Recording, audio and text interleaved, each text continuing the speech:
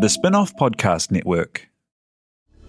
This is Kiwi is back for a brand new season with more inspiring kōrero from special guests including rugby player, father and role model TJ Perenara. My family bring me joy. Rugby brings me joy too, but it's not the same joy as my family brings me. And global dancer and choreographer Kirsten Dodgen. For some reason, people think I'm very intimidating. Listen to the new season of This is Kiwi, brought to you by the Spin-off Podcast Network in collaboration with KiwiBank. Available now wherever you get your podcasts. Auto insurance can all seem the same until it comes time to use it. So don't get stuck paying more for less coverage. Switch to USAA Auto Insurance and you could start saving money in no time. Get a quote today. Restrictions apply.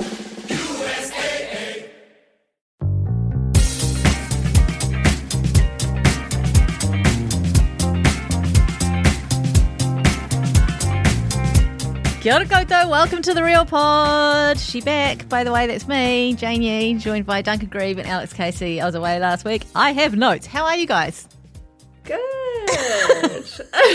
Hungry. I get nervous. I get nervous when you come back and the first thing he says is, I have notes, as the podcast manager. It's frightening. I've been having off-the-record conversations with high-level sources and being normal, quote-unquote. So I'm going to have to mode switch to being, whatever this podcast requires of me. When I get my children to reset after they've been terrible, I say, reset, press your belly button. So go ahead. Here we go. He's in. Oh, now he's back. Look at him. Just full of pop culture. Oh, no, I think I just turned myself off.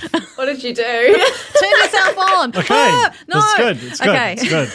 It was a factory reset. How's Christchurch? This pod is so blue now. Christchurch is great. My cucumbers have died, and that's a tragedy. Why? It got too cold. Everyone said, don't plant them out. Don't plant before show day. It's all about show day down here. And I planted them before show day, and guess what? They all died. So You've got to listen to the locals. They know what they're on about. I know. There was a request in the Slack channel at the spin-off.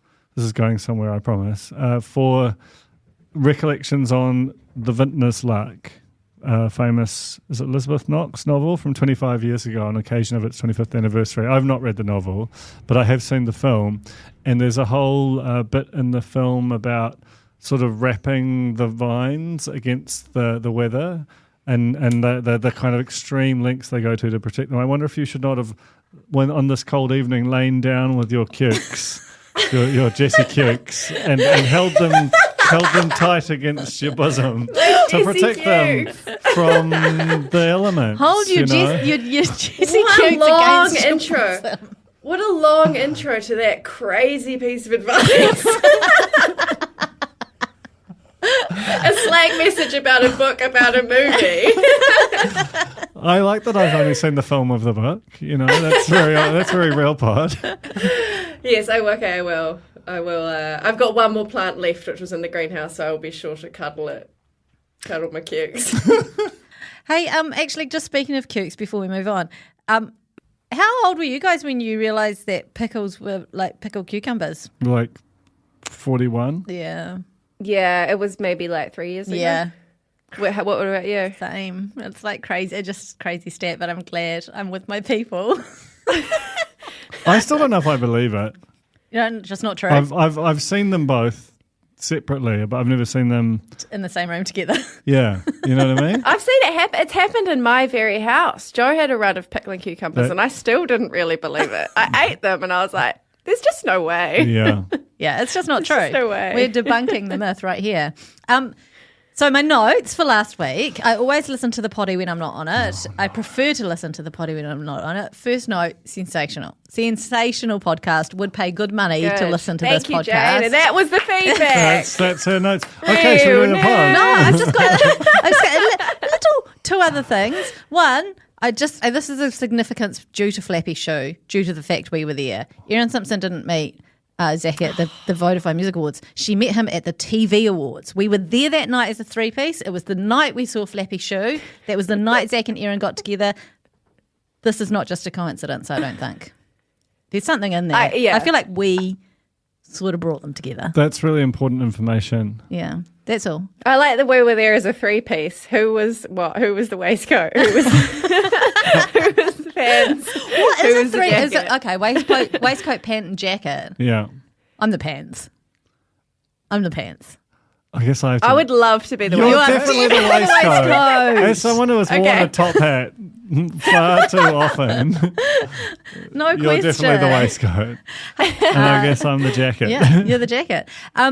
Okay, the other notes is my contribution to the argument about MKR v the block is the best way to make. Don't roll your eyes. You already know where I stand. I am team Alex Casey on this. Oh, what a surprise. No, it's got nothing- Oh boy, yes. Misinterest. It's got nothing to do with how I feel about you both as people. I just think she's correct. I think that the amount of time you have to take into the full fiscal situation into account, which is the time you have to take off work, the potential like mental health problems you might have out at the back of the block versus MKR, and how much money you might have to spend on therapy.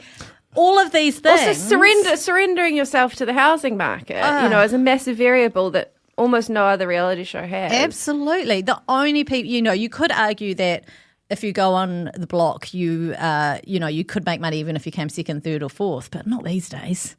Not these. The only person Hey, walking away with money we're getting is... back on track. Have you not read the news? Housing market's going up and to the right again. Look, I'm joining Alex in the kitchen, and you still need to find someone to join you for like 3 months Samuel? on the construction site. Me and you? Absolutely not. No. Not a handyman? No.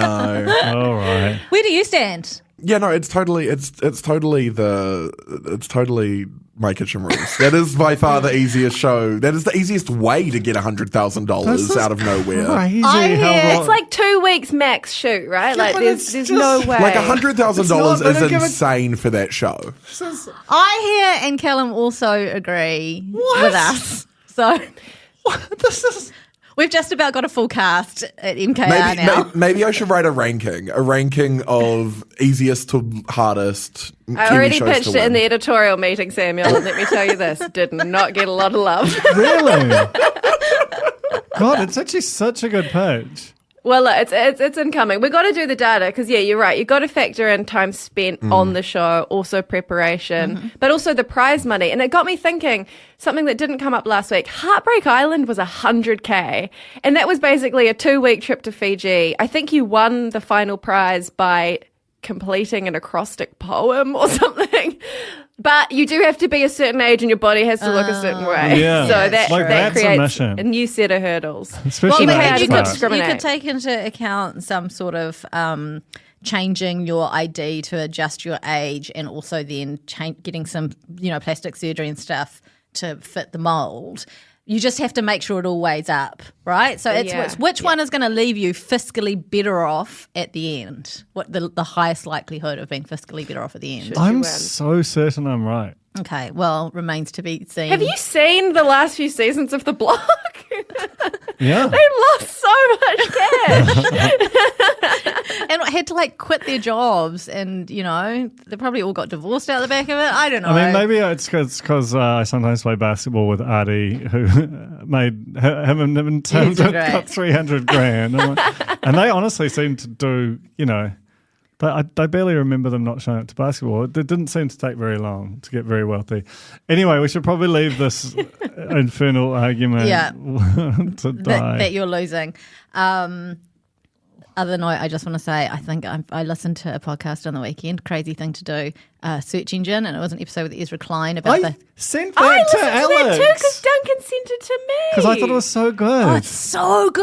Yeah. Hey, I don't Pace. like to recommend podcasts that aren't this one. That's crazy that we really all were doing weird. that. Yeah. Yeah. But how good was that? And I think I'm definitely going to quit Twitter. I'm just waiting for them to deliver my data back to me. I mean, the reason I sent it to Alex because she and I have been clean for 18 months. Oh, I was out 2021. I mean, I never post on it. I never check it. I'm just like, get rid of that, Jane Yee. I don't even need the handle anymore. But I think it's going to be Facebook too. And that's a tough decision to make given the Real Pod Corner. But I think I need to do it for me. And I will be in the Substack a lot. I guess You can always resurrect your Facebook. As long as you don't do the full delete, Right, just deactivate it, deactivate. and then you can, Sneak back in. reanimate the corpse. How would you when know that? need. How would you know that, Alex? Are you on there sometimes? Okay. Well, it's particularly useful for the community groups in Spraydon when I need someone to pick up a bunch of old flaxes. for Perhaps example. if you'd been on Facebook in the gardening group, you might have known what to do about your juicy cukes. Oh, she knew. She just thought that the rules didn't apply to her. Classic Thought I'd Aucklander. defy nature. Okay, anyway, we're here for MKR, so let's get into reality check. I have 4 weeks to decide I'm going to drop my entire frugal life fee. I am disgusted at how much you have copied my husband. This is fun. I don't even know you. All right, we are in Mission Bay for Anya and Emilie's restaurant. A lot of pressure on these guys. They've got lots of cultural influences from their Korean, Russian, and French backgrounds. Big wraps, That's what they say in sports. Oh, I thought you were It's- talking about like tortilla wraps. Delicious. I mean, I am hungry. No, but just the expectations are quite high. There's just been a level of scrutiny and interest in this duo. I had an absolutely psychotic episode during this and figured out where they lived exactly on Google Maps. Whoa. Oh my gosh! I was curious. I'm not going to tell you, but I did nothing with that Can you curiosity. tell us how you did it without revealing where? Yes, I can, and it's not something everyone will be able to do, but I grew up around that area. And so I kind of had a rough idea based on the skyline of where they drove out their driveway, which street it might be, and so on. This is interesting, though, because they did go to Countdown Eden Quarter. They did. Long way from home, They did. I ladies. thought, is Countdown a sponsor? I think they are. Yeah, it's gotta It be. definitely would have been easier for them to go to the one in downtown or possibly the one in St. John's. That one downtown is a bit rank. The New World at Eastridge is like, you'll used to be able to spot Art and Matilda there every 5 minutes. They don't live in town anymore, so you can't now. But also, it's like a hop, skip, and a jump from where they are. So I had to really go out of their way. Adds to the time. It does have a beautiful car park though to get the lovely shot of. Was it Anya or Emilie who did the classic cruise and on the trolley? Love to see. I love the that. interplay between these two. Yeah. It's so adorable. Like kissing each other when they got good news, little friendly little kiss. I just love it. They're just very no tension there. Yeah, well, I tell you who loves it too. Manu. Oh yeah. Don't you think Manu has like a crazy thing for these two? he does a bit. I think maybe it's the quote unquote French connection. How much are the judges allowed to drink, do you think, on the night? Can you imagine trying to impose any sort of order on those two? No. Fastnage should already be like, a couple of He'd deep. have a goon bag under his jacket if they tried to stop him. I was looking at Fastnage and going, something about you is a bit different. And he's definitely had veneers, right? So I looked up pictures of him pre-veneers. And I just think he looked better before the veneers. It's like David Beckham had better teeth before he got Yeah. turkey teeth. Sometimes it's too much. It can be too much, but you can't go back, can you? Because you No. told me about how they do the nibs thing. They ground them Nub. travel to tiny little nublets. Oh, God. Gosh. Anyway, we're at the Traveller's Corner. It's got a sort of a travel library-esque theme. Thought it was fine. I thought it was fine. I thought the guests were like weirdly too dazzled by it. Yeah. Like, I was like, oh, does it look that good? Like sort of like a Lonely Planet Cuba on the table. Is that really what you want from a meal? Yeah, I have to agree with you, Alex, as I often do. I think it was a little. They could have done better. But anyway, their entree was Korean pancakes with dipping sauce. Their main was a sausage stew, and their dessert was profiterole with salted caramel sauce. There was kimchi used in the entree that I was like, does that count? Is that like when people use curry paste instead of making their own? Because kimchi needs to ferment, right? So there's no way They didn't start they that didn't. day, Yeah. did they? No, they did not. But could they? What's the jurisdiction? Like, could you start early? Yeah, if You know, a it's few something that days- cannot be created any other way. I don't think you can. But what about the ice cream? But I think Like, you they could couldn't buy. have- I think you can buy something pre-made, and then that's something that kind of like people might take into account. But how long does ice cream take to make? They made ice cream. The freeze on that's They made ice cream. They Things made their own freeze very ice cream. quickly, Alex. I don't know. Do they? You got a freezer? But don't you have to churn it in there? I don't know. I don't. Yeah, I but you simply churn don't it know in a enough. cold churner thing. This is how we need to do a lot of work to win the 100K. I must say, this is what I'm talking about. It's like these people have got like decades of working really hard at this thing. I don't feel like you're think they've accounting been for it. working really hard at it. I think Well, they're that's because just- you're a good cook as well. So I'm not. that's why I think that you're sort of starting from not the start line. I'm a baker, but I've also got someone who is very onto it with produce. Oh, As yeah. my teammate. One withered cube in a bread roll. Oh, look at this starter. lovely Yum. thing I got from the garden. Oh, is the bread roll mine? The bread roll's yours, Oh, yeah. nice. A delicious springy bread roll. Anyway, what are your thoughts? One of the first caption things, the funny caption thing here was profit turtles instead of profiteroles. Profit turtles. Good point. You probably can if you get the right turtles. You got to be careful though. I'm going out to the New Zealand Turtle Rescue is in Christchurch, and there's a lady who's got about 200 turtles, and she is fed up. People buy turtles without realizing how long they live for, and then they surrender them. It's it's actually a massive problem. And Yeah, don't it some does of them sound like a get really problem. big? Some of them get really big, and if you release, people release. Actually, if you go to Western Springs Park, lots of turtles in there. Can in the lake. Can I do a Profit plug? turtles. I Yeah. want to plug your excellent, funny feature about the drama at the aquarium. Thank you. Really Thank good. you. I'm really trying to pivot hard into animal news. Yeah. Kind of like a Kia Kids news type of Yeah. type of energy to the spin-off. Speaking of Care Kids, my daughter is on the short. She's on the. I think it's a very long short list of like potential reporters for Care Kids. Holy whoa. And I get these emails that are like, we need a reporter for tomorrow at Waikaraka Park or something, like just real short notice. I just think it's chaotic the way that they make that show. That's all. You should forward those scoops to us, Jane. That's right. That would be a really great yarn if you could like do a takedown of Kia Kids News. The working conditions. They're employing child labour. Bring out the blue book. Oh dear. I liked the look of the starter. Yummy. Yum. Yummy. Probably the thing I I thought it most looked want to nice. eat on the season so far. Yum. Yeah, I like to look at that dipping sauce. Again, it's just crazy making, especially I think when they're talking about sauces and little side things, but they're like, you could bottle that and sell it. That is so delicious. And I'm like, I just want a tiny drop, a pipette of that sauce, But it does raise a Just good need to point. try. Again, if Colin and Manu tell you could bottle something and sell it, that's another potential fiscal upside to being on MKR. Just saying. Yeah, is that true. might be true. Yeah. Because the thing is, they got that for all three of their sauces. Oh, really? Yes. The salted caramel at the end. Yes, true, and the yep. onion and lemon in the middle. Oh, true. That's right. They're the saucy ladies. That's their brand. That is really good. The saucy ladies. Based on the two previous instant restaurants, Vicky has been charged with giving Pascal horse bites under the table if he says anything too controversial. I just want to go into it. Pascal is not the villain. He's not. The villain is, and I'm forgetting her name. Nada. Nada or Pops. Pops. Pops is the villain. Pops with the glasses? Yeah. Yeah. She's the villain. And she thinks Pascal's the villain. I think the villainography this season is really interesting. They don't have a lot to hang their hat on. Is that the saying for the villain? Like, it's not a super dramatic That's cast. true. Nada and Pops are definitely just extremely aware that they're on the bottom of the leaderboard. And Pascal is Duncan Grieve. He's a contrarian. And this is why you relate to him so much, is he just takes the opposite view of everyone else. So when everyone else is like, this pork's a bit dry, he's like, delicious, don't know what your problem is. I disagree. I think that Pascal and I do have a lot in common. Pascal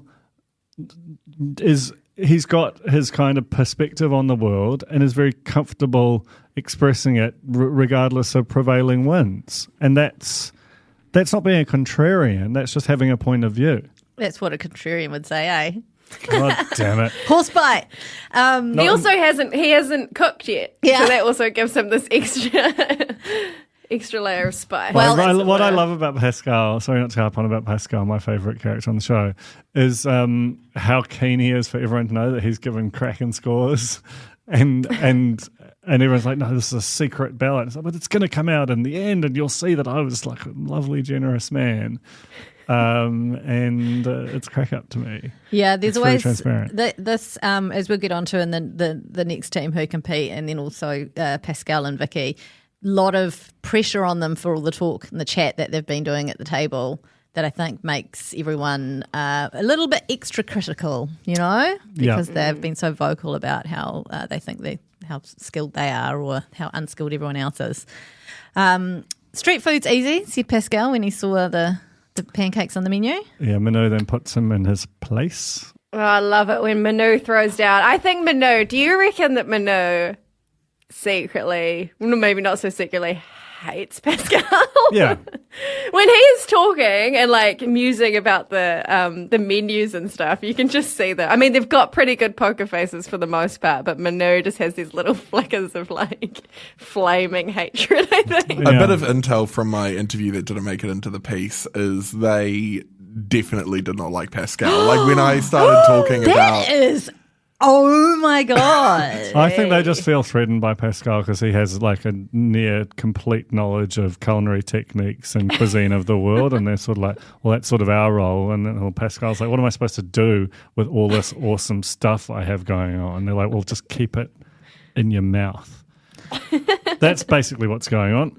Look, there could be two things happen here. I don't know if you recall, if you were watching way back on MKR Australia, there were a pair of friends, I think their names were Lee and Jennifer. It's very early on. But one of them was kind of like obnoxiously scathing in the instant restaurants. And she'd give her opinion and then just go, yeah, all the time. But then they were fucking amazing. Like you kind of felt the edit was building up to them having a disaster, and you felt like they were just going to have their comeuppance. But they were amazing. I feel like that might happen with Pascal. Yeah. And he might actually be a really good cook. I mean, he better be. And he's with actually all like that chat. kind of holding back a little bit. Like he could go harder. But he knows he's going to go in there. Either that or they're going to tank. I hope they tank. I hope he brings out like cucumbers and buns, as it were. That kind of. That is an award-winning dish, by the way. No one's ever done it, and there's no reason why not. Manu says, like, and we can probably add this to the real little book of inspiration. Nothing's easy unless you know how to do it, which is like, Yeah. true. That is a great toilet I book rate quote. that. I rate that. You know what advice I literally has nearly transformed my life? Is the honey badgers, it's not his original quote, but preparation prevents piss poor performance. I've taken that and run with it so hard in every facet of my life over the last few years. It's true. Honestly. That meeting that we had for Remember When last week was out the Prepared, gate. Yes. right? Preparedness. I'm going to try and work on through the line, Jimmy, not at it, like go through the Steve Price through the line. Imagine if you ran a marathon and just stopped at the line and not through it, and then someone else went past. How embarrassing would that be? Really embarrassing. Yeah, What about you, huge Doug? waste. Any reality inspiration? I mean, I'm sure there is, but whenever I'm put on the spot, I give a piss poor performance. You ain't King Dingaling? That's a good one. I think you should. I We do should think all about that. I last incorporate. said King Dingaling yesterday. So good. The other clue that Manu is not Pascal's biggest fan is that when Pascal was critiquing the pancakes, he was like, the garlic is sticking, the tasted garlic is sticking around in my mouth kind of thing. And Manu was like, I love it. I love how the flavours stick around. Like immediately after Pascal had just said that. They screwed up the choux pastry 3 times. Oh, yeah. That seemed really stressful. Yes. Smart thing to do, though, to keep going until they got it right, because that would have been a disaster if they'd tried to cook those runny ones. Oh, never Cook the runny ones. They'd have a dry sausage situation, though, too. That's true. This is a very rude pod. I did not. Look, that sausage dish, not for me. No, I'll it say didn't that. seem. It seemed like saucies. They were doing that weird thing where they were kind of like, I don't know, going a funny shape in the little cut up bits where they were kind of bulging, and then. Bulging sauce. But the sauce, there was nothing to the sauce. It just felt very Alex, like look at you. it needed some more oomph to it. Like I think one of the judges recommended that they cook it with the lentils. Controversial, but it would have just given it a bit more of a I don't know, presents on the plate. I thought what Fassnage described as it sounded delicious in terms of his reimagining of how it was kind of assembled. the stacked situation. Yeah. The plating was kind of like, that was classic plate, wasn't That was it? like school dinners that was your vibes. plate at home. Yeah. That was home cooking. Done badly, though, apparently. I thought they got off quite lightly given how poorly reviewed this was with the score. Yeah, totally. The dessert, I mean, perfect all round. It got a bloody 10, didn't it, from Manu? Pascal is nicking the sauce straight from the little pottle thing. So that also made me want that a lot. Yummy. It's good to see salted caramel still making waves. I thought, I was kind of surprised. I thought that Mission Bay, like inner city Aucklanders, would have been, because salted caramel feels pretty washed now as a flavour. I think you'll find that Mission Bay is quite washed. Like, they're still quite entrenched. I think in Ponsonby, they're probably on the tip of cuisine. In Mission Bay, it's still very much like Day Fontaine, I reckon salted caramel's got a long time to go yet. Yeah, it's like a panini. Yeah. Yeah, it'll still be going in There are like definitely 2035. There's definitely still massive panini sales happening at Eastridge. I mean, that's a great format, but it has a bit of a stink on it. They got 7s all round from every team, which is great. Consistent. I think that's a review of their personality as much as it is their food. I don't know, those pancakes, that dessert. I mean, the sausage thing was yummy. like not and the they best. said the sausage was dry, but they said it tasted yum. But they were talking about it as being near inedible, and it was the heart of the dish. Was everyone talking about it being inedible, or just Nada and Pops? No, there was a clear majority of people who thought it was a dry sauce. And how do you make a sausage dry in that context where it's so wet? I don't know, but ask these guys because they know how. Pop said if you'd served that to me, I would have sent your ass back to the kitchen. Yeah. To Nards. And then you're right, Pascal came out and went, actually, I rate it. I think it's pretty cool. To say pretty cool is really funny. Yeah. Pascal, he's the man. He's the mantis. Anyway, at the end of the day, they got 74. They're top of the leaderboard. They're safe as houses. Mantis. Bring that back as well. If we're bringing back Mantis, can we also bring back Manus? Yes. They're sort of like paired words. Yeah, they are. Episode 2. So we were in the eastern central suburbs last episode 2 of the week, and we're now in proper eastern suburbs. What, have we finished with... Yeah. But what did We ate the dessert. What did we talk about We got getting 74 out of 100. Yes, I just said that. I said they're at the top of the leaderboard. They're not. You were too busy mantising. Okay, we're in sort of Howick area, maybe. Yeah. I was trying to figure it out because they were just monster houses. Oh, yeah. On quite big sections. Look, I didn't watch last week's in full, but so far from what I've seen, no one needs this $100,000. Oh my no God. one needs it less than these people. They're going to donate it to a new More. car. Yeah. Or Yeah. just like a new set of tires on the Tesla sort of thing. Yeah, it's and when you think about it, like the nature of the show does lean towards people who've got the disposable income to buy a lot of. I mean, just buying food at all. There are is- barriers to entry. They need to Yeah. do like a real world version where it's like, what can you make? Eat well for yum less rules. Eat well for yes, less. like what can you do with a pack of 2 mini noodles? Oh, we know. We do know. Great cheese on it. Put them in a Yum. sandwich. Cheese on them. Yeah, that's always on that's my them. signature dish is meagering 2 packets of meagering noodles. What flavour? Just the classic. Drain the water. Put all of the sauces in, and then grate heaps of cheese on it. Stir it all together into some big gloop. I call them heart attack noodles because your heart sort of goes really, really. I think so much salt.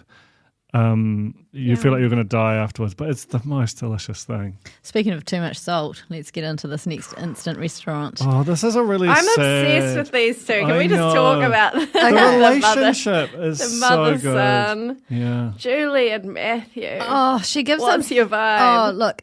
Okay, the instant restaurant, beautiful. The words they've got their logo like embossed into Yeah. the actual table for crying out loud. Yeah. They've got what look like very expensive candles. Just it looks like you're escaping into just a beautiful woodland wedding. It looks better than most restaurants. Yeah. Yeah.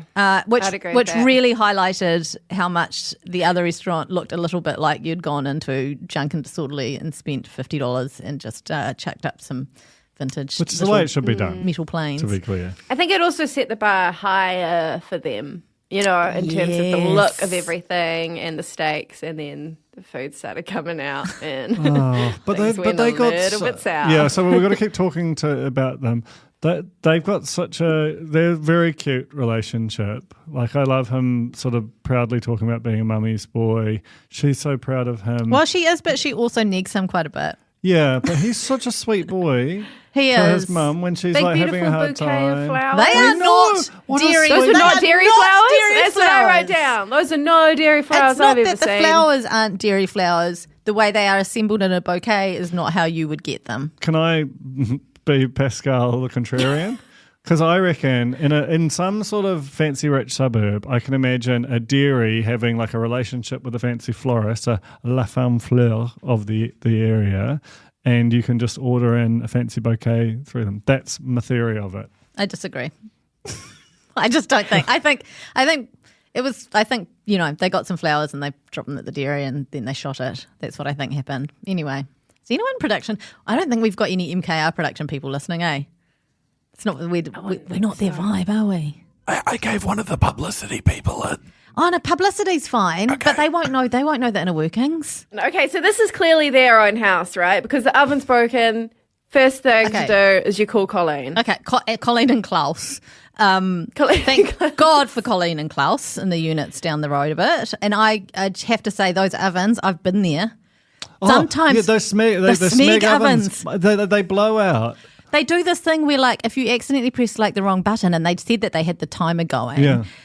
I reckon they've set it to start at a certain time Well, instead of, and then it blocks it from actually being able to turn on. I can do until the 10 timer. minutes on those smeg ovens. There's two things. No One idea. is like the thermostat can blow, so it just runs full noise, like it's 280 degrees only. Which probably would have been good for their pork, by the way. It probably would have been. But then there's another thing, basically, like they just seem to have sort of regulating temperature issues because the oven was on, like it was getting 50 No, degrees. but the other light wasn't going. So I I reckon thought- there was some retained heat from something that they were getting that 50 Yeah, degrees. maybe. Because But- 50 degrees ain't cooking nothing. I mean, you sort of feel desperately sad for them because it's a non-trivial thing to be cooking at someone else's house. Well, you can't check on it as regularly Yeah. as you would. And if she had been able to, though she definitely had a different cooking method than either of the professional Yeah. chefs would have recommended. And she had walked in intending that. She talked about it at the top of the But she's done show. it before, though. So she's obviously she has her way of getting a crackle, but it's very difficult to get a crackle at Colleen's house when you're not next to the oven, isn't it? Everyone knows that. I wanted a camera on Colleen. Like, I want know. Colleen now completely under the pump. Her life's been turned upside down on this evening. She was probably settling in to, watch a nice movie or something. And now she's got, Piccadilly Circus coming through. The cakes. Not only that, belly. but she probably feels a little bit responsible that there was no crackle, like completely out of her control. But she's been drawn in, unbeknownst, and then this happens. Matt and Kurt near the end of the episode, when they found out about the broken oven, were like, "Yeah, broken oven, that does suck." But they had a neighbour they could chuck it, and I think they underplayed. Yeah, it wasn't like a direct neighbour. It was down the road. Yeah, definitely, and I think they underplayed like how much that would fuck with you. Yeah, agree. When the main apparatus you need to make the meal is not working. That's like next level shit. Also, did you notice when they had their little Briscoe's shop before the cook, they bought an electric wok, like just right before it? I was like, this is hectic. I know, That is but not preparation. But That is poor I think it preparation. also means Yeah. partnerships sort of arriving Piss poor thick and partnerships. fast because there was no Briscoe's integration in the first couple of episodes, correct? No, incorrect. They have the Briscoe's knives. Their knives have got Briscoe's okay. branding on them, which also begs the question. Look, I don't want to shit on Briscoe's. Briscoe's is absolute, but are they top end knives at the Briscoe? I reckon they would have some good knives at Briscoe's. Like I kind of rate Briscoe's, but yeah, they bought a new wok and they were deep frying chips in the wok. Those chips didn't look crunchy. No They one mentioned the didn't. chips, but they didn't look crunchy at all to me. And you only got 3? But then they were trying to do like a take on fish and chips. I thought they were a bit mean about the like, okay, admittedly, the curry sauce around the edge it looked bad.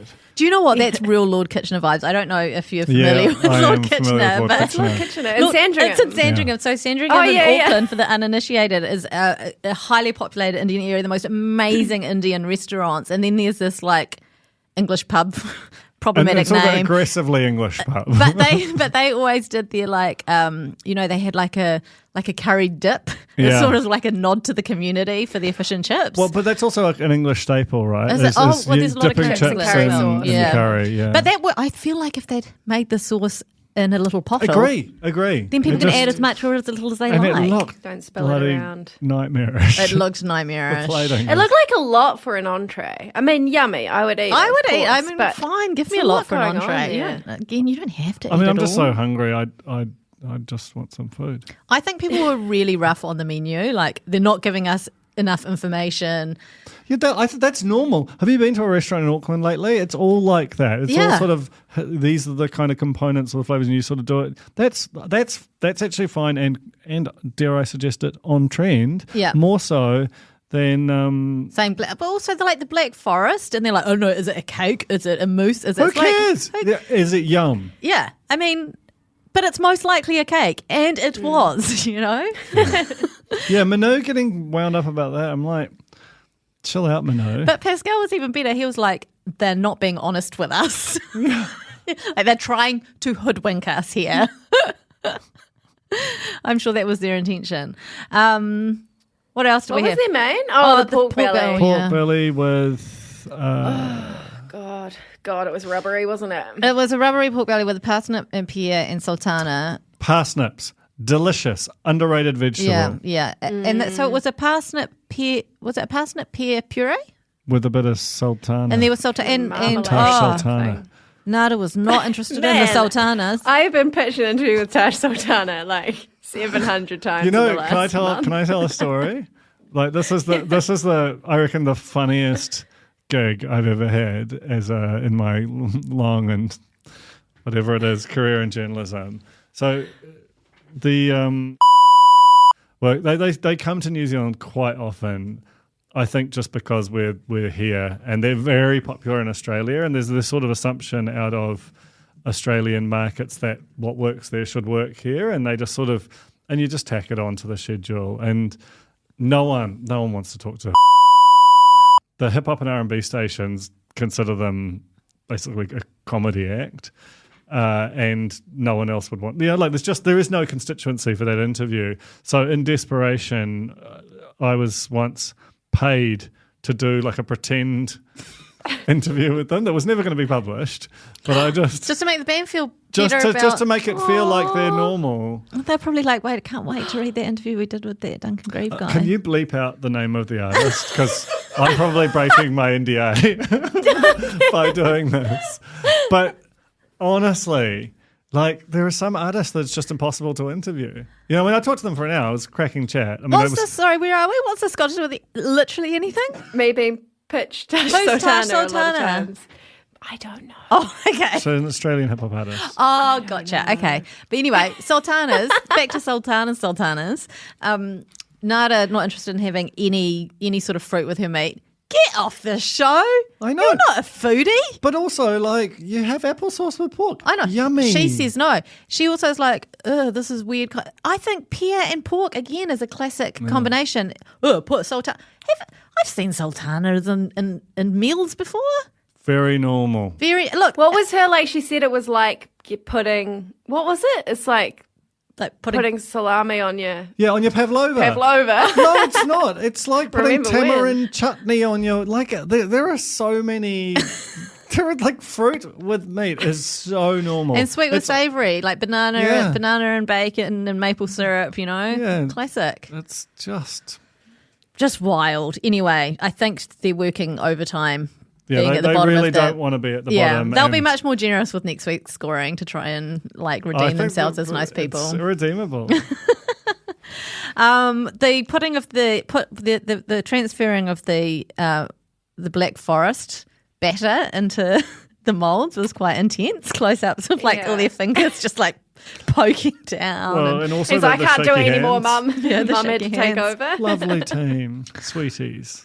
What else? Oh, urine parsnip was one of the other autocorrect that was really good. That would be What was it disgusting. supposed to say? I don't know, but it definitely said urine parsnip. I draw the line there. I love a parsnip, but I don't want urine parsnip. Don't knock Urine, it. Don't knock it if you good tried it. fertilizer as well. I've been reading. I don't know if we trust you anymore though with with produce information. I feel like This your is true. gardening column should go head to head with Gabby's gardening column, and I'd be interested to see what the data tells us about the relative quality of your advice. Now, having not really, because I wasn't here last week, having not really taken in much of last week's episodes, I didn't have a lot of information about Matt and Julie as people until I watched these, right? And I did think when they kept getting like not such good feedback and he was being very optimistic about it and it's like, it's fine. I was like, he has all the confidence of a white man. But now, having made it all the way through the episode, I'm like, he's just looking out for his mum and trying to buoy her up. Very sweet. I know. He was keeping it together for Mum. Oh, I love that. And they were so excited to be on MKR. And they really believed in like the quality of the food. And it is frustrating because we never know what they would have been like with a functioning oven. Yeah. But it did seem like, because every dish was panned basically, even though like I think that the Black Forest was a little bit of a, it wasn't perfect, and like they got sort of some pity scores there. But up and down to Colleen's like a yo-yo, like difficult evening for them. There was an hour between entree and main too, which didn't help. Gosh, just gave people, particularly Nada and Pops, another, any slight thing to kind of have a wee go at. But God, she got her steps in, didn't she, Julie, that night? She did. I just hope they feel proud and of. Like I hope that they don't feel embarrassed about what happened on the TV. I don't think that I would have eaten every single one of those things. I don't know that It's an that means amazing anything achievement. to them. Yeah. Yum. I would have liked to try that dessert. Yeah, me too. I thought it looked really, really nice. Again, I'd have eaten all of it. But the guests scored them 23 out of 40. Look, I think most of the scores were reasonable, except Nada and Pops. Well, counterpoint. Yep. I mean, maybe only Nada and Pops was reasonable. Like, what were they getting? Sixes. Yeah, They got sixes. and sevens, right? They Uh, got a Seven is a bit 7, 2 crazy. sixes, Someone gave and them a a 4. seven. Yeah. Seven was what all of the good ones were getting, and they were, at least this was like a rolling disaster. Unless you're adjusting the score to compensate for the oven. I think even 6 was a reach if you use the same metrics. but to you're judge them also all. judging on flavours in that too. So, like, again, with the pork, yes, it was a bit, the hero didn't work out, but I think it was still, like, edible and it was but still edible yum. versus like the best bisque that's ever been created, which is also a 7. You know what I mean? Like, it's just Did you see their restaurant? Yeah. Points for presentation. No one else had it on the I boss think table. 5 was probably the right score. Okay, well, I just thought it was really interesting when Nada and Pops were doing the scoring. They were like, I don't know, a 5, and then Pops was like, I'm thinking a 4, and then Nada was so quick to say, well, you went with my score last time, so yes, I agree. It's only fair that we go with your score It this was time. It's a 4. strategic voting to get through to the next round. But they would never, even if Nada and Pops had given them a decent score, it still wouldn't have done enough. But they didn't know that No, at the time. no. So I think, unless our mates Vicky and Pascal have an absolute disaster in the kitchen next week, we're going to be saying goodbye to Mum and Son. Yeah. Aww. They can just go back to their lovely big fancy house. Yeah. Beautiful dairy. Their lovely dairy that provides does- everything you need. Yep. And we don't know Orally. where they shop. I mean, we know they go to the butcher. We don't know where they do their supermarket shopping. That was not. Did they not show us their No, supermarket? just Briscoe's and the butcher. Oh, that's weird, isn't it? Yeah, but interesting to see Farrow on the as part of the The Mission Bay set. Mission Bay set. Yeah. As a first appearance. I love watching them go shopping. I've got to tell you. You need to watch, what is it? Eat Well for Less. Yeah. They do a lot of shopping there. Can we talk about how the guy from Eat Well for Less was on House Rules? I feel like, did we talk about House Rules at all? Because that came and went. No. No, we didn't because it was CTI season. It's annoying. Did any of you watch it? Nikki was like obsessed with it. She thought it was such a great season. She thought it was good. Really good. Really good. She loved it. Way more than the block. Look, I just ask the programmers to please not put your big key shows up against each other. We can only recap so much at a time. Well, they do counter programming, that's one of the great frustrations. Yeah, but they don't need to, but they do. But they shouldn't because of us. But they should. But I also think they shouldn't just because it's actually not about TVNZ2 versus 3. It is about television versus the internet. You should want there to be good things on all the time to keep the maximum possible audience. Get together as an industry to make it work, to make it great again. Heal the world. Okay, 62 out of 100, by the way. That's what the score. They're gone. They're gone. They're gone. Okay, was there anything else? Any other business? No? I don't think so. Okay, great. I got a corny by proxy in a meeting with a publicist who was like, and I don't know what this means, but my daughter asked me to tell you that she's a corny and she's sorry so much. Oh, wow. So shout out to Joyce A young down corny. here in Christchurch. The message was received and reciprocated. I think she's very much an adult, but it just came through. I got a corny by proxy actually through when we were doing Megapod, and our lovely member Julie came up with some chocolate fish for us all, and it turned out that her niece is a corny, and she didn't know. She was like, "You're friends with my niece." I was like, "Am I?" That's really sweet. And then she sort of told me, and then I was like, let me put this all together. And I did a mind map, and then I realised that she's a corny. And I do adore Julie. Yeah. I also had a direct contact with a corny last week, Beth, who's in communications for Spark, a little company you might have heard of it, Spark. Well, they actually sponsor Business is Boring, so thanks, Spark. And she invited me to Spark's AGM, and I unfortunately had a last-minute clash, so I didn't make it. But big shout-out to Beth, who was very professional in her business and then just, chucked in, a really piercingly on-point piece of CTI analysis at the end, which was like... I love that. Actually, one more from the corner. This is a lot of any other business now, they're very corny-related, but... One of the cornies saw another corny in the wild, and they cross-pollinate. They didn't cross-pollinate. Whoa. That's the wrong word to use. It's wrong. Sorry. Steamy. Apologies. But they I just remembered Matt talking about ramming stuff down Julie's throat. Yeah, that was really, really tough. That was crazy. That was as tough as the pork belly. But anyway, the two cornies saw each other, and one of them was like, "I'm a corny," and the other corny was Courtney from Bake Off, and just thought that this Courtney was saying her name wrong. So there was a real pod interaction there for a little minute before they figured out what was happening, which was real cute. Beautiful. I love it. And on that note, thanks very much for subscribing. Thank you for listening. We love you. Sorry so much. Sorry so much.